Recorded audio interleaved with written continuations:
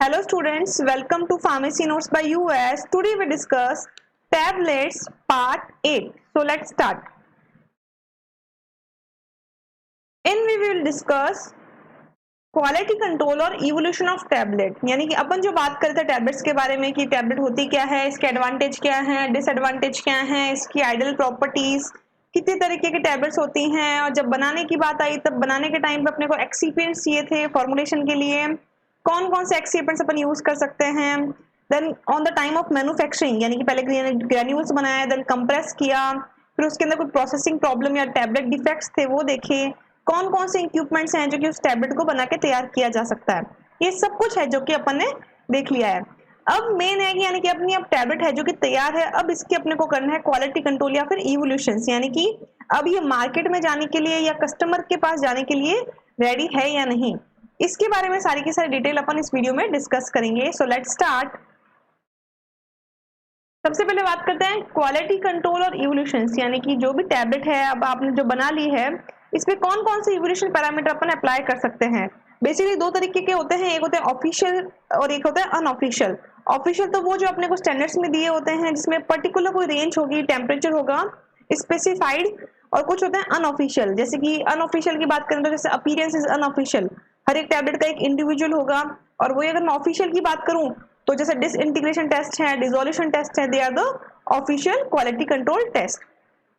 Total अपन 10 test हैं जो कि टैबलेट के यहाँ पे देखेंगे। Appearance, size and shape of tablet, unique identification marking, organoleptic properties, hardness और mechanical strength, friability test, drug content and drug release जिसके अंदर weight variation test and content uniformity test देखेंगे, disintegration test, dissolution test and at last rough handling test.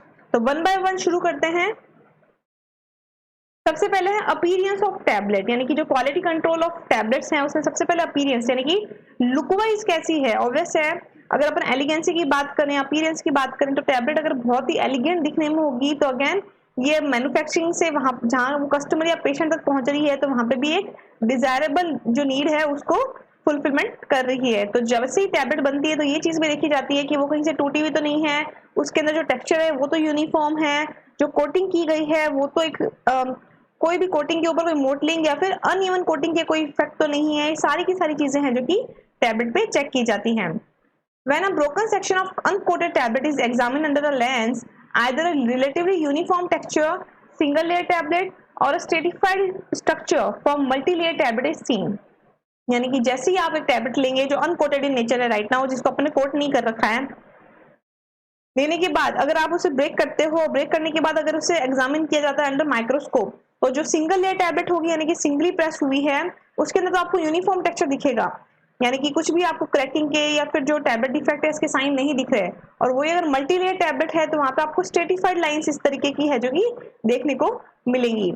दूसरा जो appearance है वो बहुत ही elegant दिखनी चाहिए, उस पर कोई भी कोटिंग के साइन नहीं होने चाहिए। साथ ही साथ जो कलर अपन ने उसके ऊपर दिया है वो भी अपने को इवन टोन कलर दिखना चाहिए, कोई अनडिस्ट्रीब्यूशन ऑफ कलर या फिर कहीं पे डार्कर कहीं पे लाइटर शेड है जो कि टैबलेट में नहीं दिखनी चाहिए। फिर बात करते हैं size and shape of tablet. Mostly जब भी अपन टैबलेट पंचिंग मशीन्स का यूज करते हैं तब एक desirable size and desirable shape अपन की रिक्वायरमेंट होती है, क्योंकि अपने को पता है कि कंटेंट उसके अंदर कितना जाएगा। सपोज 500 मिलीग्राम कंटेंट अपनी रिक्वायरमेंट है एज अ टैबलेट, तो वो आप कितनी कंप्रेस कर रहे हो, कितनी उसकी थिकनेस है, कितना उसका है जो कि हार्डनेस है, ये सब चीजें हैं जो कि वेरी करेंगी।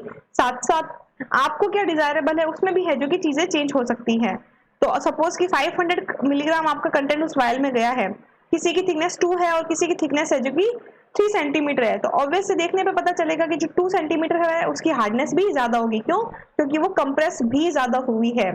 इसलिए जो साइज एंड शेप है वो भी एक डिजायरेबल कैरेक्टरिस्टिक्स है, यानी कि एक particular size and shape he acceptable है। उसमें कुछ परसेंट वेरिएशन चल सकता है बट ज्यादा वेरिएशन नहीं किया जाएगा। क्यों? क्योंकि उसके अलावा ड्रग के जो हार्डनेस है या जो दूसरी चीजें हैं उस पर इफेक्ट करेगी, जिससे ड्रग के डिसोल्यूशन या फिर डिसइंटीग्रेशन पे चेंजेस आ सकते हैं। In the pharmacopoeia, the shape of tablet is defined as circular with flat और convex faces. अगर अपन नॉर्मली बात करें कि भाई टैबलेट की स्ट्रक्चर कैसी होती है तो आपको मोस्टली है जो कि सर्कुलर वो देखने को मिलेगी या फिर कॉन्वेक्स है जो कि दोनों तरफ से टैबलेट अपने को देखने को मिलती है। डिटरमाइन कैसे करते हैं इसका साइज एंड शेप? तो जो थिकनेस है कि टैबलेट कितनी थिक है, ये तो यूज करते हैं यूजिंग अ माइक्रोमीटर। माइक्रोमीटर में आप यहाँ पे एक टैबलेट है जो कि इंसर्ट कर देंगे और कितने मिलीमीटर की है या कितने सेंटीमीटर की है, जितने भी है जो कि स्पेस इसके अंदर रहती है उसके हिसाब से डायग्नोसिस किया जाता है। दूसरा, आपकी जो टैबलेट है उसकी थिकनेस, क्राउन की थिकनेस कितनी है, वो आप निकालते हैं using a vernier caliper instrument. Tablet को आप इस तरीके से है जो कि यहाँ पे प्लेस कर देंगे। प्लेस करने के बाद उसकी थिकनेस कितनी है वो आप है जो कि वर्नियर कैलिपर से निकालते हैं। बेसिकली वर्नियर कैलिपर से अपन तीन चीजें निकाल सकते हैं। इंटरनल अपन चौड़ाई निकाल सकते हैं, एक्सटर्नल अपन किसी की विड्थ निकाल सकते हैं और साथ ही साथ किसी की डेप्थ भी निकाल सकते हैं। किसी भी टैबलेट में +-5% है जो कि वेरिएशन एक्सेप्टेड है। उससे ज्यादा अगर वेरिएशन होता है यानी कि उसके कारण टैबलेट के अंदर कुछ ना कुछ है जो कि प्रॉब्लम्स क्रिएट होंगी। +-5% यानी कि सपोज कि आपको 100 सेंटीमीटर या फिर 100 मिलीमीटर तक की रिक्वायर्ड है, तो वो 95% हो सकती है और 105% है जो कि हो सकती है, इतना एक्सेप्टेबल है। इससे ज्यादा अगर इसकी थिकनेस कम या ज्यादा होती है यानी कि उसके कारण दूसरे फैक्टर्स भी इफेक्ट होंगे। Then third is unique identification marking. बहुत बार ऐसा होता है कि इंडस्ट्रीज के अंदर एक ही टाइम पे बहुत सारे हैं जो कि बैचेस निकलते हैं, तो किसी भी एक टैबलेट को डायग्नोस करना काफी डिफिकल्ट हो जाता है कभी कभार। तो उसके लिए उनकी कोटिंग, उनके ऊपर सिंबल या फिर जो प्रोडक्ट नेम है कुछ स्पेसिफाइड कर दिए जाते हैं ताकि उनको आइडेंटिफाई करना बहुत ही आसान हो जाए। बहुत बार आप देखते होंगे कि एक ही साइज की जो टैबलेट है वो डिफरेंट डिफरेंट कलर्स में मार्केट में अवेलेबल है, या हो सकता है कि एक ही साइज के टैबलेट्स हैं बट डिफरेंट डिफरेंट यूज में है। तो केवल और केवल उनको आइडेंटिफाई किया जा सकता है इंडस्ट्री के अंदर जब वो एक साथ बन रही हैं, इसलिए कभी कभार इनके ऊपर डिफरेंट कलर ऑफ कोटिंग भी कर दी जाती है। तो कंपनी नेम वेरी हो सकता है, सिंबल वेरी हो सकता है, प्रोडक्ट कोड एंड नेम है जो कि वेरी किया जा सकता है, और जो मेन रीजन है इनको वेरी करने का, it just to make them identify, कि उनको आप आइडेंटिफाई करने में आसानी आपको रहे। Then organoleptic properties. Organoleptic properties basically बात करें तो वो पर्टिकुलर प्रॉपर्टीज जो कि अपन ऑर्गन ऑफ सेंस से है जो कि डिटेक्ट कर सकते हैं। अपने जो बॉडी में जो 5 सेंसेस हैं, लाइक अपन कलर देख सकते हैं, किसी चीज को टेस्ट कर सकते हैं, स्मेल कर सकते हैं, ऑर्डर ले सकते हैं। तो ये सारी चीजें टैबलेट के अंदर किस तरीके से सही हैं या किस तरीके से इवैल्यूएट की जा सकती हैं, उनके अंदर भी अपन कुछ इंस्ट्रूमेंट के थ्रू है जो कि डिटेक्ट कर सकते हैं। तो बेसिकली जो ऑर्गेनोलेप्टिक प्रॉपर्टीज हैं वो 3 तरीके से अपन डिटरमाइन कर सकते हैं। 3 तरीके के इंस्ट्रूमेंट्स आते हैं। पहला तो आता है रिफ्लेक्टेंस स्पेक्ट्रोफोटोमीटर। इसमें बेसिकली जो पिगमेंटेशन है टैबलेट पे कि कितना ज्यादा पिगमेंटेशन आया है, कितना डिजायरेबल है, वो अपन इसमें डायग्नोस कर सकते हैं। देन ट्रायमुलस कलरीमेट्री, अगेन कलर डिटेक्शन के लिए इसको यूज किया जाता है। एंड लास्ट माइक्रो रिफ्लेक्टेंस फोटोमीट्री, कितना है जो कि एब्जॉर्ब कर रहा है, कितना रिफ्लेक्ट कर रहा है, उसके आधार पे भी अपन है जो कि टैबलेट की ऑर्गेनोलेप्टिक प्रॉपर्टीज को है जो कि डिटेक्ट कर सकते हैं कि कोई ज्यादा वेरिएशन तो एक बैच से दूसरे बैच में नहीं आ रहा। देन मैकेनिकल स्ट्रेंथ और हार्डनेस टेस्टर और क्रशिंग स्ट्रेंथ, यानी कि किसी भी टैबलेट की अगर अपने को मैकेनिकल स्ट्रेंथ निकालनी है तो वो किस तरीके से अपन निकालेंगे। इसके 3 नाम है, मैकेनिकल स्ट्रेंथ है, हार्डनेस टेस्टर है या फिर क्रशिंग स्ट्रेंथ भी अपन इसे कहते हैं। बेसिकली मार्केट में 5 तरीके के हैं जो कि इंस्ट्रूमेंट अवेलेबल हैं किसी भी टैबलेट की हार्डनेस को निकालने के लिए। अब मोस्टली टैबलेट बनती कहाँ है? इंडस्ट्रीज के अंदर। इंडस्ट्री से वो होलसेलर के पास जाएगी, होलसेलर से है जो कि रिटेलर के पास जाएगी, फिर कहीं जाके वो पेशेंट के पास आती है। यानी कि उस टैबलेट का वियर एंड टियर, ट्रांसपोर्ट के ड्यूरिंग कुछ भी है जो कि वो ब्रेक ना हो। ब्रेक होगी तो अगेन उसके अंदर जो क्वांटिटी अपने को रिक्वायर्ड है उसका क्या होगा, लॉस होगा। कंटेंट यूनिफॉर्मिटी वो नहीं रहेगी, साथ ही साथ वो एलिगेंट नहीं रहेगी। उन सब चीजों को चेक करने के लिए उसकी हार्डनेस है जो कि चेक की जाती है। मोस्टली ये देखा जाता है कि किसी भी टैबलेट का जो हार्डनेस है वो 4 kg रहे। डिफरेंट टैबलेट्स के लिए ये चीज डिफरेंट होती है। It is mostly to observe the risk of handling during the transportation. 5 तरीके के इंस्ट्रूमेंट्स आते हैं। सबसे ज्यादा यूज होने वाला इंस्ट्रूमेंट है मॉन्सेंटो हार्डनेस टेस्टर, जो कि रीडिंग देता है किलोग्राम पर स्क्वायर सेंटीमीटर में। इसके अंदर आपकी जो टैबलेट है वो आप इस जगह पे है जो कि प्लेस कर देते हैं। प्लेस करने के बाद धीरे धीरे है जो कि पीछे से प्रेशर लगेगा इन किलोग्राम, और एक पर्टिकुलर ऐसा पॉइंट आएगा जहां पे आपकी जो टैबलेट है वो ब्रेक हो जाएगी। वो प्रेशर है जो कि आप नोट कर लेंगे और वो जितना भी प्रेशर होगा वो आपकी टैबलेट की हार्डनेस रहेगी। देन है Strong Cobb tester. Strong Cobb के अंदर भी इस तरीके से है जो कि टैबलेट प्लेस की जाती है और थोड़ा थोड़ा प्रेशर है जो कि बढ़ाया जाता है। हाइड्रोलिक प्रेशर रहता है बेसिकली, और एक पर्टिकुलर प्रेशर पे वो टेबलेट है जो कि ब्रेक हो जाएगी, वो प्रेशर या वो एक पर्टिकुलर जो वेट है वो अपन मेजर कर लेते हैं। देन है Pfizer tablet hardness tester. Pfizer के अंदर भी टैबलेट को इस तरीके से यहाँ पे रखा जाता है, एक पर्टिकुलर इसके अंदर भी हाइड्रोलिक प्रेशर रहेगा। प्रेशर लगाने पे जिस पर्टिकुलर प्रेशर पे आपकी टैबलेट ब्रेक होती है वो उसका है जो कि वेट रहेगा in kilogram. Then Erweka tester, Erweka tester के अंदर भी टैबलेट्स को इस तरीके से प्लेस किया जाता है, बट एडवांटेज ये है कि एक समय पे एक से ज्यादा टैबलेट को आप है जो कि इसमें रख सकते हैं।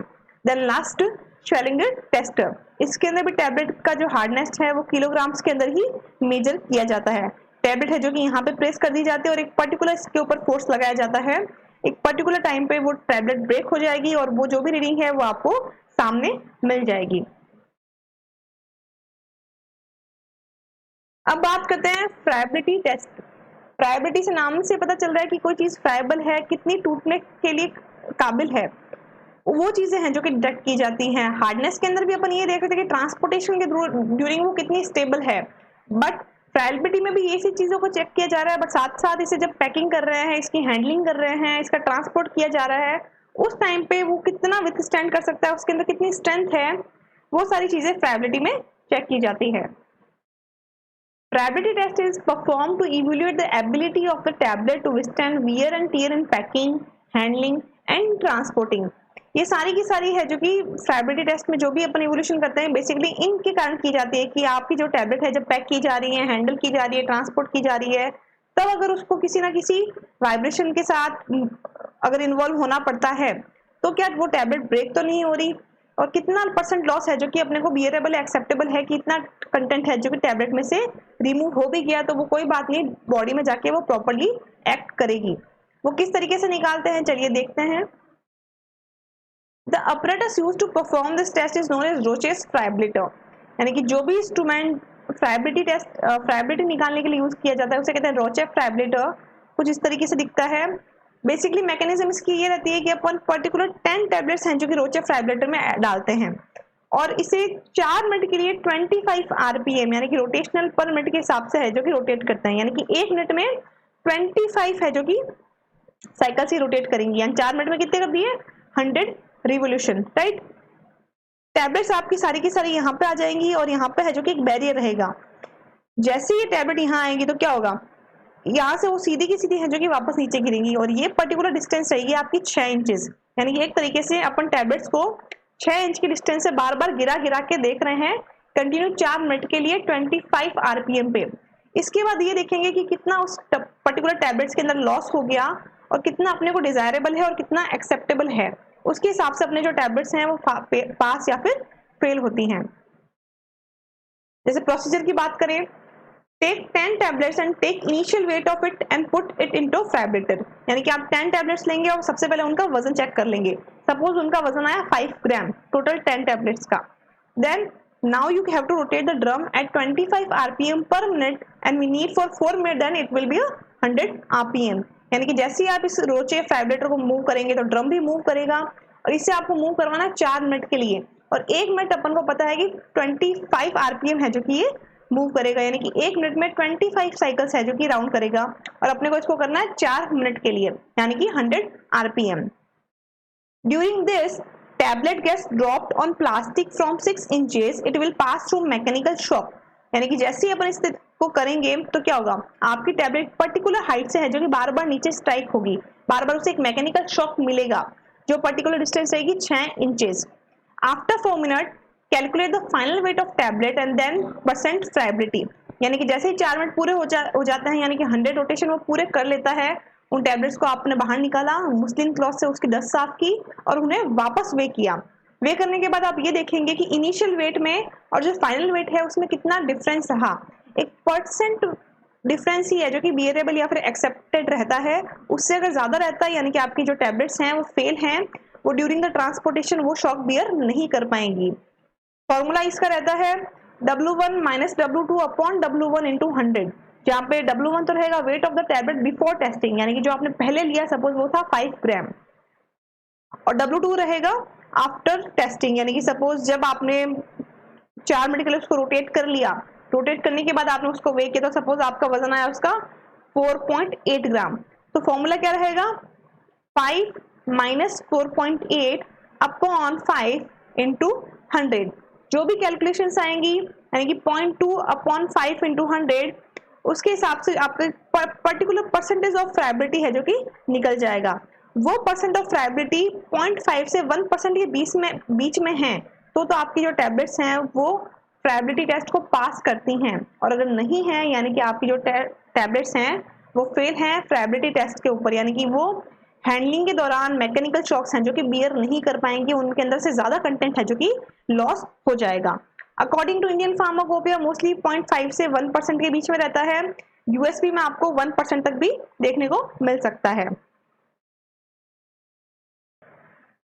अब फ्राइबिलिटी की बात करते हैं drug content and drug release का, यानी कि ड्रग जो है वो किस तरीके से आपकी बॉडी में रिलीज हो रही है और साथ ही साथ एक पर्टिकुलर टैबलेट के अंदर कितना ड्रग कंटेंट है जो कि अवेलेबल है। Drug content and drug release निकालने के लिए भी दो मेथड्स रहते हैं basically, weight variation test and content uniformity test. Individual क्या है उसके बारे में डिस्कस करते हैं। सबसे पहले बात करते हैं वेट वेरिएशन टेस्ट की। ऑब्वियसली अगर आपने ये डिटरमाइन किया है कि आपकी जो टैबलेट है वो 500 मिलीग्राम की होनी चाहिए और उसके अंदर आप ये एस्टिमेट करते हैं कि आपका जो एपीआई है यानी कि एक्टिव फार्मास्यूटिकल इंग्रेडिएंट है वो 350 मिलीग्राम होगा, तो अगर आपकी जो टैबलेट है उसके अंदर कुछ भी वेरिएशन आता है, सपोज एक टैबलेट तो 400 मिलीग्राम की बनती है, एक 600 मिलीग्राम की बनती है, तो उसके अंदर जो कंसंट्रेशन ऑफ योर एपीआई होगा वो भी वेरी करेगा, और अगर वो वेरी करेगा तो अपनी बॉडी के अंदर जो ड्रग कंटेंट अवेलेबल होगा या उसकी जो कंसंट्रेशन होगी वो भी वेरी करेगी, यानी कि या तो वो आपकी जो एक पर्टिकुलर मैक्सिमम कंसंट्रेशन बॉडी में बनाने लायक है उसको रीच नहीं कर पाएगी या फिर ज्यादा होने के कारण टॉक्सिसिटी क्रिएट करेगी। तो ये बहुत जरूरी है कि जो आपकी टैबलेट्स आप बना रहे हैं उसके अंदर वेट वेरिएशन बहुत ही कम हो, ताकि ये पॉसिबिलिटी भी उसके अंदर बढ़े कि जो कंटेंट है यानी कि जो ड्रग है वो भी इक्वल है जो कि मात्रा में सब टैबलेट्स में अवेलेबल हो। According to the United States Pharmacopoeia, weight variation test is done by weighing 20 tablets individually, calculating the average weight and comparing the individual tablet weight to the average. The value of weight variation test is expressed in percentage. The following formula is used. यानी कि method क्या है काम करने का कि आप जो भी टैबलेट है जिसका आपको वेट वेरिएशन चेक करना है उसकी रैंडम आपने 20 टैबलेट्स हैं जो कि सेलेक्ट की, 20 टैबलेट्स को सेलेक्ट करने के बाद इंडिविजुअल का आपने वे किया। अगर सपोज उसके ऊपर लिखा है कि 500 मिलीग्राम, तो 500 मिलीग्राम जब आप इंडिविजुअल का वे करोगे तो ऑब्वियस है कोई 500 आएगी, कोई 540 आएगी, कोई 480 मिलीग्राम ऑफ टैबलेट आपको वे करने को मिलेगी। उन 20 टैबलेट्स का वे करने के बाद आप उसकी है जो कि एक एवरेज निकाल लोगे, यानी कि 500 मिलीग्राम की जो भी 20 टैबलेट्स हैं जिसके अंदर प्लस माइनस जो भी वेरिएशन था उन सबको जोड़ के you have to divide by 20, this is the average of the 20 tablets. इसके बाद है जो कि आप वेट वेरिएशन निकाल सकते हैं और वो निकलता है परसेंटेज में। फॉर्मूला क्या रहेगा, individual wait minus average weight upon average weight into 100, यानी कि सपोज कि इंडिविजुअल वेट अगर आप बात करें, जैसे कोई भी टैबलेट है जो टैबलेट नंबर 1 थी उसका इंडिविजुअल वेट था 243 और एवरेज वेट की अगर बात करें तो एवरेज वेट आपका था टोटल टैबलेट्स का 250 अपॉन एवरेज वेट 250 इंटू 100, तो जो भी आपका प्लस माइनस डेविएशन आएगा यानी कि जितना भी फर्क आएगा वो आपके वेट वेरिएशन को डिफर करता है। एक पर्टिकुलर रेशो से ज्यादा, एक पर्टिकुलर परसेंट से ज्यादा वेट वेरिएशन एक्सेप्टेबल नहीं है, बट अगेन कुछ है जो कि क्राइटेरिया इंडियन फार्माकोपिया ने, यूनाइटेड फार्माकोपिया ने प्रिस्क्राइब कर रखे हैं कि उतना वेरी हो सकता है। मोस्टली जो वेट वेरिएशन है उसे कौन से इंटरनल फैक्टर हैं जो कि इफेक्ट करते हैं, एक तो फ्लो प्रॉपर्टी, अगर फ्लो सही नहीं होगा तो कहीं पे बहुत ज्यादा कंटेंट आएगा और कहीं बहुत कम कंटेंट आएगा तो वेट वेरिएशन हो सकता है। दूसरा डिग्री ऑफ सेग्रीगेशन, अगर एक तरीके के कंटेंट ज्यादा अच्छे से बने इकट्ठे हुए हैं, ग्रेनुलेशन प्रॉपर नहीं हुआ है, तो due to the density differences मे भी पॉसिबल है कि कुछ कंटेंट पहले आए कुछ कंटेंट बाद में आए आपके वॉल्स में, तो जब वो पंचिंग होगी तो वहां पे due to the density differences weight variation भी आएगा। According to IP and USP कुछ स्टैंडर्ड्स उन्होंने सेट किए हैं कि इस अगर टैबलेट्स का वेट ये हुआ तो उसमें इतना है जो कि परसेंट वेट वेरिएशन चल सकता है या इससे ज्यादा नहीं होना चाहिए for the 20 tablets. According to Indian pharmacopoeia अगर आपकी टैबलेट का वेट है जो कि 80 मिलीग्राम से कम है तो उसमें 10% प्लस माइनस वेट वेरिएशन चल सकता है, यानी कि 80 ग्राम का अगर 10% की बात करें तो 8 यानी कि 88 हो सकता है या फिर 72 मिलीग्राम एक्सेप्टेबल है। वही अगर 80 से 250 मिलीग्राम की टैबलेट है तो प्लस माइनस 7.5% वेरिएशन एक्सेप्टेबल है, और वही अगर 250 मिलीग्राम से ज्यादा बड़ी टैबलेट है तो 5% तक ही वेरिएशन अलाउ है। वही अगर यूनाइटेड स्टेट फार्माकोपिया की अगर बात करें तो अगर 130 से कम है तो 10%, 130 टू 325 मिलीग्राम है तो 7.5, और 324 मिलीग्राम से ज्यादा है तो plus minus 5% variation is allowable. अगर 20 टैबलेट्स हैं तो उसमें से 2 टैबलेट्स हैं जो कि इस पर्टिकुलर रेंज के आउटर जाए तो भी आपका सैंपल है जो कि पास है, और अगर आप सैंपलिंग 10 टैबलेट से ही कर रहे हो तो जो भी आपको क्राइटेरिया दे रखे हैं उसमें केवल एक टैबलेट है जो कि इस क्राइटेरिया से बाहर जा सकती है, यानी कि बाकी 9 की 9 टैबलेट्स को ये पर्टिकुलर जो maximum percent of different allowance है वो पास करना होगा, वरना आपकी जो सैंपलिंग है वो फेल है। फिर बात करते हैं कंटेंट यूनिफॉर्मिटी टेस्ट की। कंटेंट यूनिफॉर्मिटी में वही बात है कि आपकी जो टैबलेट्स हैं उसके अंदर आपका ड्रग कंटेंट कितना अवेलेबल है। तो ड्रग कंटेंट जितना अच्छे से अवेलेबल होगा, जितना एक्यूरेट अवेलेबल होगा, बॉडी में भी जो मैक्सिमम इफेक्टिव कंसंट्रेशन है ड्रग की वो अच्छे से ऑप्टिमाइज कर पाएगा, यानी न ही वो लीगल की तरफ जाएगा और न ही वो इनएक्टिविटी की तरफ जाएगा। Content uniformity test was developed to ensure content consistency of active drug substance, यानी कि जो content uniformity test है वो ये चेक करने के लिए किया जाता है कि जो आपकी एक्टिव ड्रग है वो सबके अंदर कंसिस्टेंट है, यानी कि पर्टिकुलर प्रॉपर कंसंट्रेशन में एडेड है। करने का क्या प्रोसीजर रहता है इसका? अकॉर्डिंग टू यूएसपी अगर अपन बात करें, we have to choose 30 tablets randomly, 10 tablet of this are assayed individually according to the method described in the individual monograph, यानी कि जैसे कि कोई भी टैबलेट है जिसके अंदर ये बताया गया है कि वजन इसका 300 मिलीग्राम है और इसके अंदर 100 मिलीग्राम है जो कि आपका एपीआई है, तो अगर आप उसे हाफ ब्रेक करोगे तो हाफ ब्रेक करने पे क्या होगा, वजन राइट ना हो गया 150 मिलीग्राम, और मे बी पॉसिबल कि उसके अंदर जो एपीआई है वो 150 मिलीग्राम होना चाहिए। तो ये चीज अश्योर करने के लिए अपन उसका है जो कि ऐसे करते हैं, जो भी पर्टिकुलर ड्रग के लिए जो स्टैंडर्ड बुक्स के अंदर दे रखा है, स्टैंडर्ड मोनोग्राफ्स के अंदर दे रखा है, उसके थ्रू देखते हुए, unless otherwise stated in the monograph the required for content uniformity are met in the amount of active ingredient in 9 of the 10 tablets lies within the range of 85 to 115% of label claim, यानी कि जो भी आपने 10 tablets ली उसके अंदर according to the monograph 9 tablets को है जो कि फॉलो करना होगा कि उसके अंदर जो कंटेंट है वो प्लस माइनस है जो कि 15% वेरी कर सकता है, यानी कि अपन ये मान के चलते हैं कि उसके अंदर जो एपीआई है वो 100% है, यानी कि 100% जो कंटेंट यूनिफॉर्मिटी है वो एकदम प्रॉपर है, बट ये कहते हैं कि प्लस माइनस 15% वेरिएशन हो सकता है, 85 भी चलेगा और 115 भी चलेगा एटलीस्ट फॉर 9 टैबलेट्स, बट एक टैबलेट ऐसी है जो कि plus minus 25% weight variation content variation कर सकती है, यानी कि 75% भी पॉसिबल है और 125% भी एक्सेप्टेबल है। बट अगर इससे ज्यादा है जो कि कोई वेरिएशन दे, अगर इससे ज्यादा कंटेंट यूनिफॉर्मिटी के अंदर एक्टिव इंग्रेडिएंट की जो कंसिस्टेंसी है वो अलग आए, तब you have to take 20 tablets again आपको ये जो प्रैक्टिकल है वो करना होगा। उसके अंदर सारी की सारी टैबलेट्स को है जो कि 85 टू 115% रेंज के बीच में आना पड़ेगा, तभी आपका जो सिस्टम है वो पास होगा। यानी कि करने का तरीका क्या होगा, पहले आपने 10 टैबलेट्स थी, 10 टैबलेट्स का आपने ऐसे किया, ऐसे जैसे ही आपने किया तो उसके अंदर 9 टैबलेट्स के अंदर जो एक्टिव फार्मास्यूटिकल इंग्रेडिएंट है उसकी कंसंट्रेशन है जो कि 100% प्लस माइनस 15% वेरी कर सकती है, बट उसमें से एक टैबलेट है जो कि प्लस माइनस 25 वेरी कर सकता है, यानी कि 75 टू 125 हो सकता है। बट अगर इससे ज्यादा ऊपर नीचे आए, यानी कि एक से ज्यादा टैबलेट्स में अपने को डिफरेंस देखने को मिले, then we have to take 20 tablets again, और अगेन उसका आप ऐसे करोगे, उसमें सब में है जो कि प्लस माइनस 15% यानी कि 85 टू 115% उसको पास करना पड़ेगा, तभी आपका जो बैच है वो पास है, यानी कि एक्सेप्टेबल है। बहुत सारे रीजन होते हैं कंटेंट यूनिफॉर्मिटी के वेरी करने के, या आपका जो ड्रग है मेडिकामेंट है उसका उस तरीके से नहीं आने के। तो the variation in the percentage of medicament per tablet is due to the following reasons. First is weighing of material before granulation, यानी कि आप जो वे कर रहे हो बिफोर ग्रेनुलेशन तो सेग्रीगेशन में भी पॉसिबल, उसके कारण आपका कंटेंट यूनिफॉर्मिटी वेरी हो सकता है। अगेन किसी एक के अंदर दूसरा केमिकल है, दूसरे में दूसरा है, तो ऑब्वियस है कंटेंट वो नहीं होगा। दूसरा, during the process of granulation, अगर ग्रेन्यूल सही से नहीं बने हैं तो अगेन जो कंटेंट है उसमें वेरिएशन आएगा। Variation in the weight of individual tablet, अगर टैबलेट के वेट में वेरिएशन है तो कंटेंट में भी वेरिएशन होगा। Error in random sampling, analysis error and purity of medicament, ये सारे फैक्टर्स हैं जो कि कंटेंट यूनिफॉर्मिटी में वेरिएशन दे सकते हैं। इसलिए इसमें बार बार है जो कि सैम्पलिंग की जाती है एरर्स को रिड्यूस करने के लिए। फिर बात करते हैं डिसइंटीग्रेशन टेस्ट की। अब डिसइंटीग्रेशन है क्या?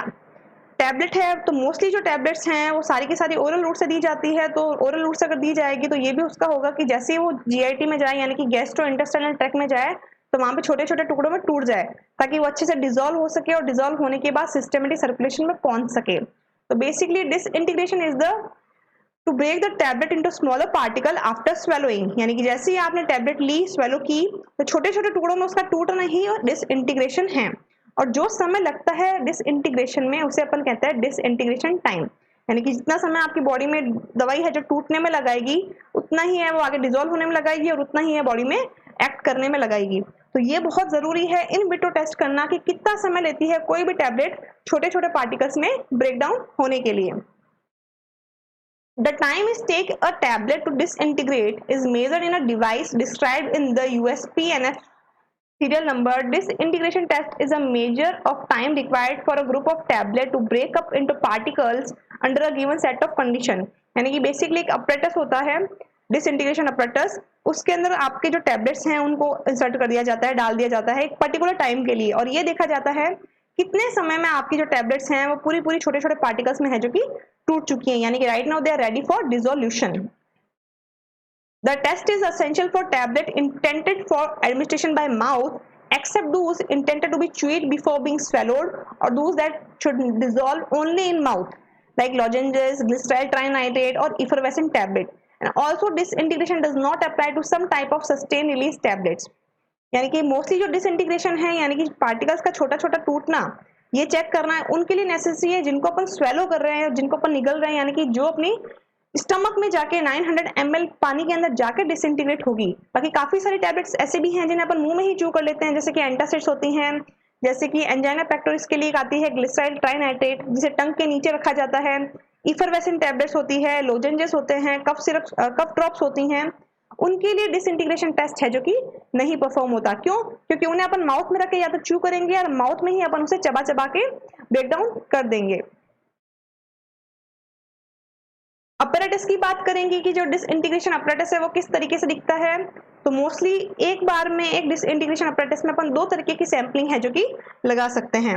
इस तरीके की एक बीकर रहती है जिसमें 6 है जो कि हॉलो ट्यूब्स रहेंगी, उन हॉलो ट्यूब्स के नीचे है जो कि इस तरीके की मैश रहेगी, उसमें हर एक पर्टिकुलर जो हॉलो ट्यूब है उसमें आप अपने टैबलेट को इंसर्ट करेंगे, एक पर्टिकुलर आरपीएम पे ये है जो कि अप एंड डाउन मोशन करेगा, इसके अंदर पानी है जो कि फिल होगा और आपको वो पर्टिकुलर टाइम नोट करना है जब सारी की सारी टैबलेट्स हैं जो कि छोटे छोटे पार्टिकल्स में टूट गई हैं, और छोटे पार्टिकल्स में टूटेगी तो जैसे ही क्या होगा इस मैश से है जो कि वो सॉल्यूशन में आ गिरेगी, यानी कि आपका जो डिसइंटीग्रेशन अपैरेटस है वो पूरा का पूरा आपको खाली दिखने लग जाएगा। तो इस तरीके से है जो कि अपन डिसइंटीग्रेशन टेस्ट है वो चेक करते हैं।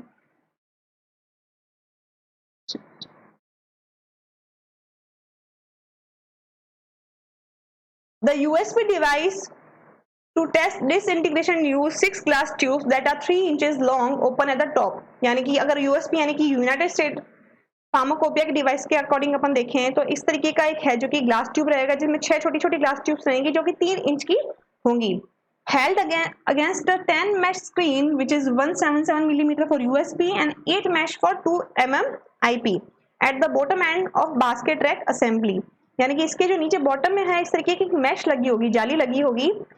अगर वो यूएसपी है तो उसका जो मैश नंबर है वो रहेगा 10 और अगर वो आईपी है तो उसका मैश नंबर रहेगा 8। To test for disintegration time, one tablet is placed in each tube and the basket rack is positioned in 1 liter beaker of water, either simulated gastric fluid or simulated intestinal fluid at a temperature maintaining 37 degree centigrade plus minus 2 degree centigrade। यानी कि यहाँ पे आप 1 litre solution add कर देंगे। आपको आपकी tablet को किस में डिसइंटीग्रेट करवाना है, स्टमक के एसिड में करवाना है तो वो सॉल्यूशन आप ऐड करेंगे, आपको इंटेस्टाइन में डिसॉल्व करवाना है तो वो सॉल्यूशन ऐड करेंगे। टेम्परेचर मेंटेन कर देंगे 37 डिग्री प्लस माइनस 2 डिग्री वो टेम्परेचर है जो कि वेरी कर सकता है, ये इसकी एक लिमिट है। Such that tablets remain 2.5 cm below the surface of liquid on that upward movement and descends not closer than 2.5 cm from the bottom of a beaker। यानी कि जो टैबलेट्स है इस तरीके इमर्स रहेंगी कि आपकी जो टैबलेट है वो कंटिन्यू पानी में भीगी रहेंगी। साथ ही साथ 2.5 मोशन वो नीचे की तरफ करेगी, 2.5 मोशन ही वो ऊपर की तरफ करेगी, यानी कि लगभग 5 to 6 सेंटीमीटर आपकी जो ये ट्यूब्स हैं वो अप एंड डाउन करेगी। यानी कि जो अपने स्टमक में पेरास्टाल्टिस मूवमेंट है या कोई भी मूवमेंट हो रही है जो कि रिस्पॉन्सिबल है टैबलेट को ब्रेक डाउन करने के लिए, उस तरीके की एक सूडो मैकेनिज्म यहाँ पे अप्लाई करवाई जाएगी। रोटेशंस हैं वो कंटिन्यू कम से कम पर मिनट रहेंगे 28 से 32, यानी कि 1 मिनट में ये कम से कम 28 से 32 बार है जो कि ऊपर से नीचे हो जाएगी। और कितने मिनट में आपकी जो टैबलेट्स है वो पूरी तरीके से डिसइंटीग्रेट होके है जो कि सॉल्यूशन में आ चुकी हैं, क्योंकि मैश है तो मैश से जो छोटे पार्टिकल्स हैं वो पास हो जाएंगे, तो वो पर्टिकुलर टाइम है जो कि अपन नोट करेंगे। कुछ स्टैंडर्ड्स दे रखे हैं कि ये जो टैबलेट्स हैं इतने टाइम में डिसइंटीग्रेट हो जानी चाहिए। तो जो स्टैंडर्ड कंप्रेस टैबलेट्स हैं यानी कि जो अनकोटेड टैबलेट्स हैं वो 15 मिनट के अंदर डिसइंटीग्रेट हो जानी चाहिए, यानी कि पूरी छोटे टुकड़ों में टूट जानी चाहिए। Sugar coated tablets for Indian pharmacopoeia 16 minute and for British pharmacopoeia 30 minute, film coated for 30 minutes and enteric coated की अगर बात करें तो according to Indian pharmacopoeia 1 hour, BP के लिए 1 to 2 hours and USP for 2 hours. But enteric coated के लिए उनको 1 घंटे या 2 घंटे पहले HCl में डिसॉल्व किया जाता है, वहां देखा जाता है कहीं ब्रेक डाउन तो नहीं हो रही, उसके बाद उनको इंटेस्टाइनल फ्लूइड के अंदर छोड़ा जाता है। इफरवेसेंट टैबलेट या फिर डिस्पर्सिबल टैबलेट की बात करें तो it must be less than 3 minutes, यानी कि 3 मिनट के अंदर अंदर है जो कि डिसइंटीग्रेट हो जानी चाहिए। और ओरो डिस्पर्स की बात करें तो लेस देन 1 मिनट। फिर लास्ट बात करते हैं dissolution test for tablets. Dissolution basically bioavailability check करने के लिए किया जाता है कि जैसे ही आपकी बॉडी में ड्रग डिसइंटीग्रेट हुई फिर डिसॉल्व होगी, डिसॉल्व होने के बाद है जो कि वो सिस्टमेटिक सर्कुलेशन में पहुंचेगी। तो किस कंसंट्रेशन में वो सिस्टमेटिक सर्कुलेशन में पहुंच रही है ये जानना बहुत जरूरी है, ताकि ये पता लगाया जा सके कि आपकी बॉडी ड्रग का है जो कि रिलीज होने का तरीका क्या है। When a dosage form is swallowed, the rate at which it releases the active ingredient is critical to ensure that the drug is delivered properly. The rate at which the drug is released is called dissolution rate. यानी कि किस rate से आपकी drug है जो कि release हो रही है और एक्टिव इंग्रेडिएंट आपकी बॉडी में पहुंच रहा है, बायो अवेलेबिलिटी क्या है, ये चेक करने के लिए अपन डिसोल्यूशन टेस्ट करते हैं। मोस्टली कंपैरिजन के लिए इसे किया जाता है कि या तो आप नई कोई टैबलेट डिजाइन कर रहे हैं तब ये देखने के लिए वो किस मैकेनिज्म पे काम कर रही है, या फिर कभी कभार दो प्रोडक्ट को कंपेयर करने के लिए भी डिसोल्यूशन टेस्ट लगाया जाता है कि बेटर कौन रिलीज प्रोडक्ट दे रहा है। कुछ इंस्ट्रूमेंट्स है डिसोल्यूशन अपरेटस के भी। अकॉर्डिंग टू ब्रिटिश फार्माकोपिया अगर अपन बात करें तो उन्होंने 7 अपरेटस को है जो कि बता रखा है। First is rotating basket, capsules और मॉडिफाइड रिलीज के लिए किया जाता है। देन पेडल टाइप टैबलेट्स के लिए, फिर मॉडिफाइड रिलीज के लिए reciprocating cylinders to determine the pH of modified release, flow through cell apparatus number 4 for rapid disintegration, apparatus number 5 pedal over disc for transdermal patch ointments and emulsion, apparatus number 6 rotating cylinder transdermal patch, and apparatus number 7 is reciprocating disc for use of transdermal patch। यानी कि इस तरीके के dissolution apparatus हैं। apparatus number 1 2 3 4 5 6 7 different type है इनके, और इनके लिए इन्हें यूज किया जाता है। मोस्टली जो यूएसपी है इसका पहला रहता है रोटेटिंग बास्केट, वाइल अगर अपन इंडियन फार्माकोपिया की बात करें तो इसका जो टाइप नंबर 1 अपरेटस है वो रहता है पेडल टाइप, एंड टाइप 2 रहता है बास्केट टाइप। इंस्ट्रूमेंट्स की बात करें तो इस तरीके का इंस्ट्रूमेंट रहेगा, अगर पेडल होगा तो इस तरीके का एक पेडल रहेगा, और बास्केट होगी तो इस तरीके की एक बास्केट होगी जो पर्टिकुलर उसके अंदर कुछ मैशेस होंगे यानी कि छेद होंगे। आपकी टैबलेट या कैप्सूल इसके अंदर इंसर्ट होगा और अपन इसमें से जो कि डिसोल्यूशन चेक करेंगे। Again, for Indian pharmacopoeia, pedal is first, and for USP, basket is first number apparatus. Assembly क्या रहती है, इसमें एक कवर्ड वेसल होगी, मेटेलिक ड्राइव शाफ्ट होगा या फिर सिलेंड्रिकल बास्केट होगी, मोटर होगी और एक सैंपल पोर्ट होगा। वाटर बाथ होगा जिसके अंदर अपन 900 ml ऑफ सॉल्यूशन रहेगा। अब सॉल्यूशन क्या है, आपको ड्रग कहाँ रिलीज करवानी है, जीआईटी में करवानी है तो एसिडिक मीडिया होगा, इंटेस्टाइन में करानी है तो एल्कलाइन मीडिया होगा, वो आप 900 इसमें फिल कर देंगे। टेम्परेचर मेंटेन करेंगे आप 37 ± 0.5 डिग्री सेंटीग्रेड। अगर बास्केट टाइप होगा तो मैश साइज इसका रहेगा 10 सिव नंबर, और अगर पेडल टाइप है तो इसके ऊपर है जो कि एक सिंकर होगा ताकि आपकी जो टैबलेट है या जो कैप्सूल है वो तैरे नहीं, कंटिन्यू पानी के अंदर सिंक रहे, डूबा हुआ रहे। स्पीड रोटेशन किसकी रहेगी 25 to 125 RPM पर मिनट, यानी कि हर एक मिनट में वो 25 से 125 बार है जो कि रोटेशन करेगा। डिस्टेंस इसकी रहेगी 25 मिलीमीटर आपकी टैबलेट से, और सैंपल हर कुछ समय बाद अपने को विड्रॉ करना है और ये देखना है कि आपका जो ड्रग कंसंट्रेशन है उस सॉल्यूशन में कितना बन रहा है और किस तरीके से रिलीज हो रहा है। कुछ पैरामीटर्स होते हैं ये चेक करने के लिए कि अपन को कैसे पता चलेगा कि आपकी ड्रग है जो कि किस तरीके से रिलीज हो रही है। तो उसके लिए है जो कि डिसोल्यूशन टेस्ट अपरेटस में क्यू वैल्यू दी जाती है। क्यू वैल्यू बेसिकली एक वैल्यू है जो कि आपका ड्रग है यानी कि जो एक्टिव इंग्रेडिएंट है कितना डिसॉल्व हो चुका है वो चेक करने के लिए यूज की जाती है। यानी कि भाई इतने समय में इतना है जो कि आपका हो जाना चाहिए, 100% हो जाना चाहिए, 75% हो जाना चाहिए, यानी कि it is a drug dissolve और amount of dissolve active ingredient in specific time as according to monograph, यानी कि एक पर्टिकुलर टाइम में आपका कितना एक्टिव इंग्रेडिएंट है जो कि डिसॉल्व हो जाना चाहिए। This is your Q value. Dissolution criteria operators upon use कैसे करते हैं, जैसे कि आपको किसी की डिसोल्यूशन टेस्ट निकालनी है तो आप क्या करेंगे, पहले 6 टैबलेट्स लेंगे, इंडिविजुअल डिसोल्यूशन टेस्ट अपरेटस है उसके अंदर आपने डाल दी, डालने के बाद आपने उसे रोटेट किया, टेम्परेचर को मेंटेन कर दिया। After 15 minute you have to take a sample, और जैसे आप सैंपल लेंगे तब आप देखेंगे कि all unit 6 not less than Q+5, यानी कि उसके अंदर जो रिलीज है वो ड्रग डिसॉल्व है जो कि +5% आना चाहिए। और फिर again you have to take sample number T जिसमें आप 6 टैबलेट्स और लेंगे, और 6 टैबलेट्स करने के बाद आप देखेंगे कि उन 6 टैबलेट्स और 6 टैबलेट्स यानी कि जो 12 टैबलेट्स हैं उसके अंदर जो Q है यानी कि जो ड्रग डिसॉल्व कंटेंट है वो Q+-5 या फिर Q-15 के बीच में ही रहना चाहिए, यानी कि आपका जो ड्रग रिलीज है वो आपको 85% तक है जो कि देखने को मिलना चाहिए। अगर यहाँ ये चीज सक्सेसफुल ना हो then you have to take 12 tablets again, यानी कि 12 टैबलेट्स आप और लेंगे, यानी कि जो टोटल 24 टैबलेट्स हो जाएंगी। यहाँ पे आप देखेंगे कि सारी की सारी हैं जो कि Q15% है जो कि वहां वेरी करनी चाहिए, यानी कि इतने समय में आपका 85% ऑफ ड्रग है जो कि रिलीज हो जाना चाहिए। बट इसमें से 2 टैबलेट्स हैं जो कि Q-25 तक चलेंगी, यानी कि 75% भी अगर उनमें से रिलीज हुआ है तो इट इज एक्सेप्टेबल, यानी कि इतनी बायो अवेलेबिलिटी ड्रग की एक्सेप्टेबल है। वापस अगर अपन इसको रिवाइज करें तो सबसे पहले आप 6 टैबलेट्स देंगे और 6 टैबलेट्स में ये देखेंगे कि सब की सब है जो कि पॉजिटिव तरीके से है जो कि रिलीज हो जानी चाहिए। फिर जब आप 6 टैबलेट्स इसके अंदर ऐड करेंगे यानी कि जो टोटल 12 टैबलेट्स हैं उसमें ये देखेंगे कि 85% तक है जो कि लगभग सब हो जानी चाहिए।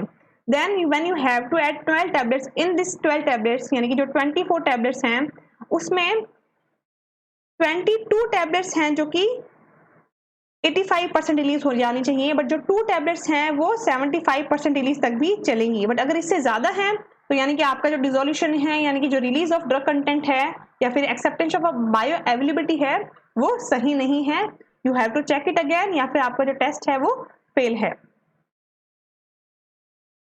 फिर लास्ट बात करते हैं रफ हैंडलिंग टेस्ट की, यानी कि जो आपकी टैबलेट्स हैं वो ड्यूरिंग द ट्रांसपोर्टेशन टूटे ना, उसके अंदर से ड्रग कंटेंट कम ना हो, जैसे कि अपने हार्डनेस टेस्ट के अंदर देखा था, फ्राइबिलिटी में देखा था, उसी तरीके से एक रफ हैंडलिंग टेस्ट भी किया जाता है।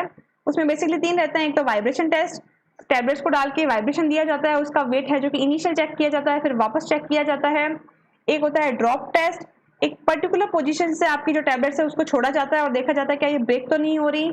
और इंक्लाइन प्लेन इम्पैक्ट टेस्ट, यानी कि एक पर्टिकुलर पोजीशन पे आपकी टैबलेट को एक इम्पैक्ट दिया जाता है और ये देखा जाता है कि टैबलेट के अंदर कुछ ज्यादा लॉस तो नहीं हुआ। तो ये सारे के सारे इवोल्यूशंस थे क्वालिटी टेस्ट, कुछ ऑफिशियल और कुछ अनऑफिशियल, जो कि अपन एक टैबलेट डोजेस फॉर्म के लिए करते हैं। तो स्टूडेंट्स आज अपन इतना ही पढ़ेंगे, नेक्स्ट क्लास में अपन डिस्कस करेंगे coating of tablets. I hope you understand and enjoy the video. Please like, share and subscribe and don't forget to press the bell icon. Thank you.